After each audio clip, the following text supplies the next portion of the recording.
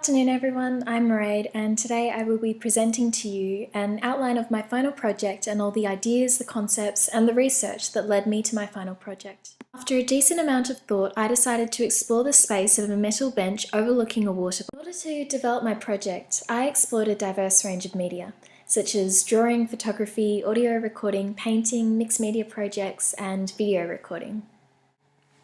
I feel a very strong connection with the place that I chose. Last year, with all the stress of Year 12, graduating, copious amounts of study and final exams, it was one of the few places that I could let go of all my worries.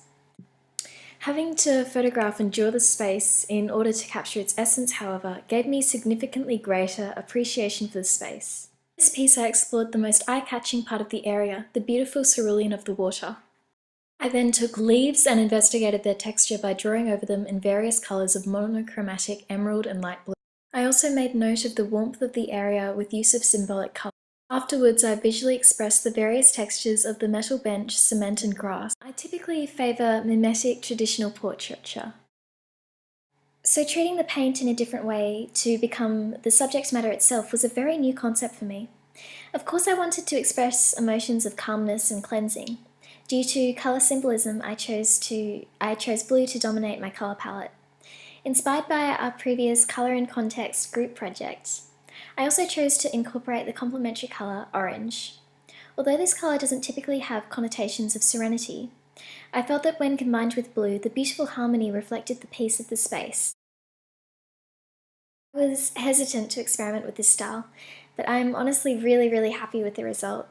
When I looked at the finished painting, I felt the same peace as I do when I visit my chosen space.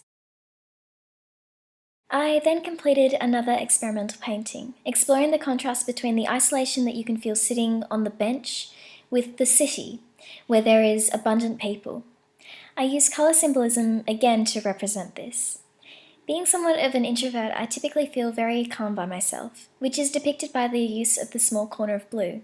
The surrounding loud, almost offensive colours represent the crowds of people in the city, their unique, contrasting voices and personalities. While I'm happy that I carried out this experimentation, it has made me realise that I may not explore this concept in my final piece. When I looked at my finished painting, I felt a different, almost stressed emotion as opposed to the positive feeling that I have when I visit this place.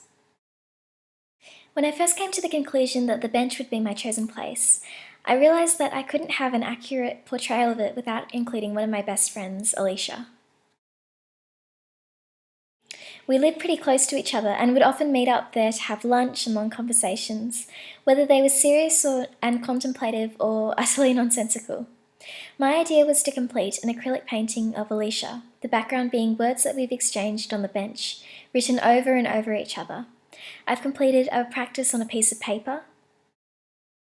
I think that although it obviously is difficult to read, it engages the viewer through the enigma of what our private conversations were.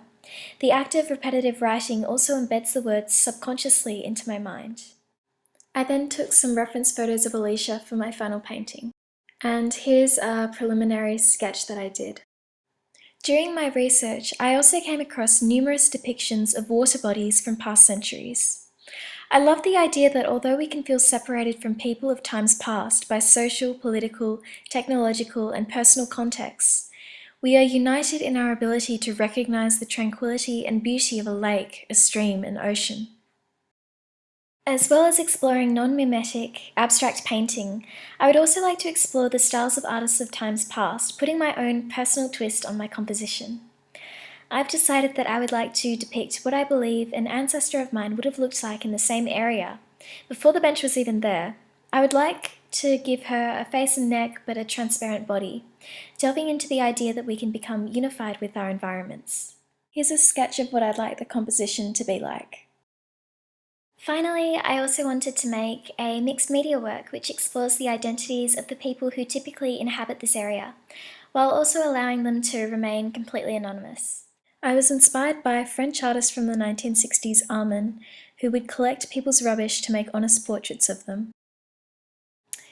On a short walk around the area, I found a Yosemite National Park pen, a shopping list, and a pair of broken headphones.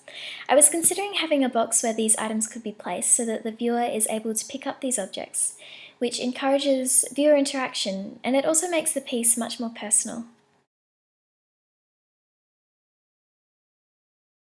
So that's the end of my presentation. Thank you so much for watching.